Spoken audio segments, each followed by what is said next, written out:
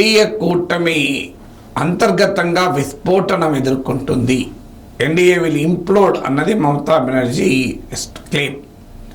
So ఎందుకు అంటే India కూటమి ఎన్డీఏలోని ముఖ్య నేతలు కింగ్ మేకర్స్గా ఉన్న చంద్రబాబు నాయుడు, నితీష్ కుమార్కు గాలం వేస్తున్నాయనే వార్తల నేపథ్యంలో మమతా బెనర్జీ ఈ వ్యాఖ్య చేసింది.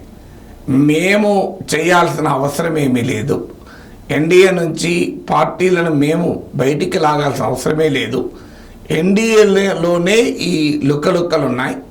అంటే ఎన్డీఏలో ప్రజలకు పార్టీలో ఉన్న నాయకులకు మధ్య పార్టీల మధ్యనే ఐక్యత లేదు, అందువల్ల ప్రజల్లో వ్యతిరేకత పెరుగుతున్న కొద్దీ ఎన్డీఏలోనే ముసలం పొట్టి తనంతట తాను ఇంప్లోడ్ అవుతుంది అన్నది మమతా బెనర్జీ వాదన.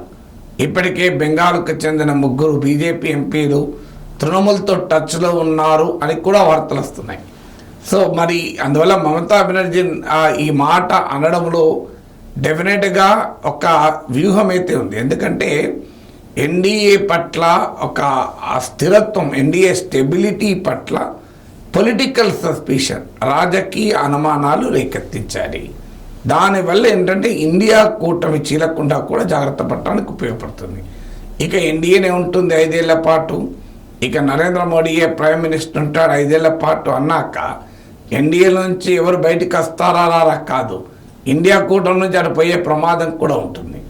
అందువల్ల ఇండియా కూటమిని కలిపి ఉంచాలన్నా కూడా బీజేపీ ఏతర కూటమిలో ఎంపీలు చెదరిపోకుండా ఉండాలంటే కూడా ఎన్డీఏ కూటమి ఎక్కువ రోజులు ఉండదు, మళ్ళీ ఇండియా కూటమి వచ్చే అవకాశాలు ఉంటాయి అన్న నరేటివ్ బిల్డ్ చేయాలి.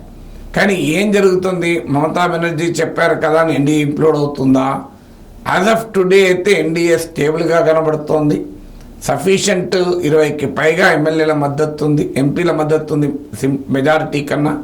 బట్ 2014-2019లో లేని కంఫర్ట్ అయితే ఉన్న కంఫర్ట్ అయితే ఇప్పుడు లేదు, అప్పుడున్న మెజారిటీ ఇప్పుడు లేదు కనుక అందువల్ల ఇప్పటికిప్పుడు సమస్య వస్తుంది అనుకోను.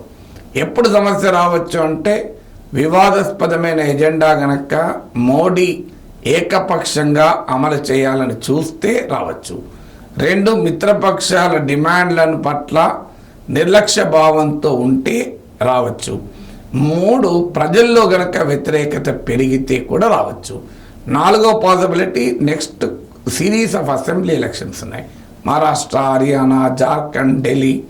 ఇక్కడ గనక సిగ్నిఫికెంట్గా బీజేపీ దెబ్బతింది కనుక అప్పుడు మిత్రపక్షాలకు బీజేపీతో ఉంటే రాబోయే ఎన్నికలు 2029 ఎన్నికల్లో నిలబడలేం అనే అనుమానం కలిగితే కావచ్చు.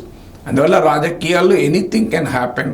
కానీ మమతా బెనర్జీ చెప్పినట్లు 6 నెలలకో 7 ఏడాదికో ముహూర్తం మోడీ సర్కార్ పోవటానికి, ఎన్డీఏలో అంతర్గత విస్ఫోటనానికి ముహూర్తం రెడీ అయిందని మాత్రం నేను అనుకో.